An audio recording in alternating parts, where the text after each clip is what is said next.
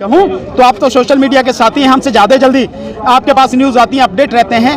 आज का भारत बंद अभी आपने भी कहा कि बहुत सफल है, तो हम भी ये मानते हैं और न्यूज भी चारों तरफ से जो आ रहे हैं, चाहे वो तमिलनाडु से हो, केरल से हो, कर्नाटक से हो, मध्य प्रदेश से हो, चाहे आपके गुजरात से हो, चाहे पंजाब से हो, हरियाणा से, उत्तर प्रदेश से, उत्तराखंड से, पश्चिम बंगाल, बिहार से, कहीं से भी हो, खबर यही आ रही है लगातार कि आज का भारत बंद बहुत अधिक रूप में सफल है। लेकिन मोदी सरकार पर कोई फर्क नहीं पड़ता। नहीं, मोदी सरकार पर फर्क पड़ जाएगा। मोदी सरकार को बता दिया गया है, हम बार बार कहते हैं या तो सरकार के लिए बेहतर ये है कानून वापस ले ले, नहीं तो सरकार को उखाड़ के फेंक देंगे। ये किसानों ने तय कर लिया है। सरकार को कैसे उखाड़ के फेंकेंगे? सरकार 50 साल आपने देखा नहीं जो वोट की चोट जो कहा गया मुजफ्फरनगर में 5 तारीख को कि वोट की चोट ही अगर समझ में आती है तो वोट की चोट ही देंगे, तो इस बार वोट की चोट दी जाएगी और 2022 में जो 5 राज्यों में चुनाव हैं उनसे पता लग जाएगी। और उत्तर प्रदेश, उत्तराखंड और पश्चिम बंगाल, यहाँ पे पंजाब में जैसे इसका पूरा सुपड़ा साफ होगा आपको पता लग जाएगी। सर 11 महीने में 3 बार भारत बंद कर चुके हैं आप लोग, शक्ति प्रदर्शन भी आपने किया है, उसके बाद भी सरकार की कानों पे जू नहीं रेंग रही है। नहीं, जू नहीं, सब कुछ रहेगा, लेकिन आपको पीपल साहब हमें बधाई देनी चाहिए, किसानों को बधाई देनी चाहिए कि इतनी विपरीत परिस्थितियों में भी 10 महीने से लगातार आंदोलन चल रहा है और 10 महीने में 3 बार कर चुके हैं।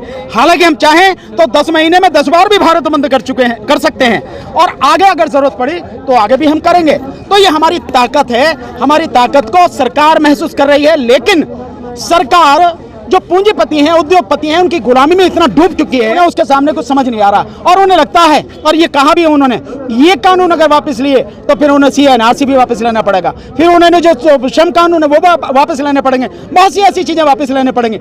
इसलिए हठधर्मिता में सरकार इन कानूनों पर अभी ध्यान नहीं दे रही है। लोग कह रहे हैं कि आप कह रहे हैं कि मोदी जी डूबे हुए हैं, लेकिन भक्त कह रहे हैं कि काम में डूबे हुए हैं। भक्ति तो उसका मतलब ही क्या है? भक्त का मतलब क्या है? भक्त का मतलब यह है कि जिसकी वो भक्ति करते हैं उसके अलावा ना उन्हें कुछ दिखाई दे, ना उनकी बात के अलावा उन्हें कुछ सुनाई दे, और वो जो कह रहे हैं, दिन को कहें रात तो रात, और रात को कहें दिन तो दिन, यही भक्ति है। अमेरिका से आए लगे प्रोजेक्ट प्रोजेक्ट भाई वो उनका ड्रीम प्रोजेक्ट है। ऐसा लगता है मुझे तो केवल रहने की बात नहीं है, वो ऐसे कर रहे हैं कि जैसे वहीं रहेंगे, जीवन भर वहीं रहने का इरादा है, या उन्हें लगता है कि उनकी समाधि भी वहीं बनेगी, हो सकता है इसीलिए वो लगातार उसको देख रहे हो। तो आपको ये समझ लेना चाहिए कि ईंट पत्थरों की उन्हें ज्यादा परवाह है, जीते जागते इंसानों की परवाह नहीं है। इसलिए विस्ता प्रोजेक्ट देखने गए, ये किसानों से मिलने नहीं आए। 650 से ज्यादा किसान इस आंदोलन में शहीद हो चुके हैं, एक बार भी प्रधानमंत्री ने या सरकार ने उनके प्रति श्रद्धांजलि व्यक्त नहीं की है। इसी से समझ लेना चाहिए कि प्रधानमंत्री क्या है। सर आपको ईवीएम पे भरोसा नहीं है, लेकिन आप ही कहते हैं कि वोट की चोट देंगे। हाँ बिल्कुल, वोट की चोट देंगे हम अगर समझ में आती है, और हम ईवीएम को हटाने के लिए भी लगातार लड़ाई लड़ रहे हैं। हो सकता है हम उससे पहले सफल हो जाए, अगर सफल हो गए तो निश्चित रूप से नजारा आपके सामने होगा। नहीं, भक्त तो जो है ना, कितने % है भक्त? भक्त मुश्किल से 2%, 4%, 5%। बीजेपी को टोटल वोट आज की तारीख में 20% से ज्यादा नहीं है। आप एक जन्म संग्रह करा लीजिए, पता लग जाएगी। और मैं तो यहाँ तक कह रहा हूँ कि अगर भरोसा है ना कि उनके पास में बहुत सारी वोट है, 72% कहते हैं वो, तो एक बार ईवीएम को छोड़ के बैलेट पेपर से चुनाव करा लो, और फिर मोदी जी वहीं आ जाओ बनारस में, और मोदी जी, उनका सारा मंत्रिमंडल, RSS के सारे लोग, योगी जी भी वहां बैठ जाओ, अगर मोदी जी अपनी जमानत भी बचा ले वहां से। मैं तो वहां की बात कर रहा हूँ, बनारस की बात।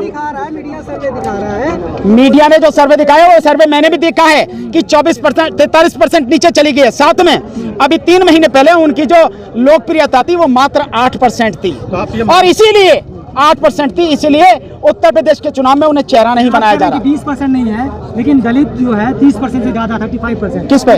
लेकिन वोट तो उन्हीं का है ना, दलित का। कहाँ दलित का वोट? कौन दलित वोट होने दे रहा है? वो तो कह रहे हैं नहीं, उनके कहने से क्या हो रहा है? मैं ये कह रहा हूँ, मैं तो ये भी कह रहा हूँ कि सारे जो ब्राह्मण है, सारे क्षत्रिय हैं, सारे जो OBC के लोग हैं, वो सारे के सारे जो है किसानों के साथ में है, किसानों के कहने पे वोट देंगे। मानेंगे इस बात को? 5 आदमियों की वोट मैं कह रहा हूँ, और 10 के छुओ, 100 के छुओ, 1000 के छुओ, 1000 की वोट मोदी जी ले लें, हमें कोई दिक्कत नहीं है। दलित वोट पे बहुत घमंड है। किस पे? दलित वोट पे। दलित वोट उन्हें न कल मिला था, न उन्हें आज मिलेगा, और न ही आने वाले समय में मिलेगा। ये गलतफहमी में ना रहें, वो जानते हैं दलित के कितना नुकसान प्रधानमंत्री मोदी ने दलितों का किया है। ये जो प्राइवेटाइजेशन है ना, इसी से दलितों का, SC ST OBC का रिजर्वेशन खत्म किया जा रहा है। सब जानते हैं इसको, कोई ऐसा नहीं है जो नहीं जानते हो। तो आप समझ रहे हो कि वो मूर्ख है, वो जानते नहीं, सब जानते हैं। सही समय पर बताएंगे कि कौन किसके साथ में है। ये स्थिति यार, मंत्रियों के पास का झुंझुना रखा है।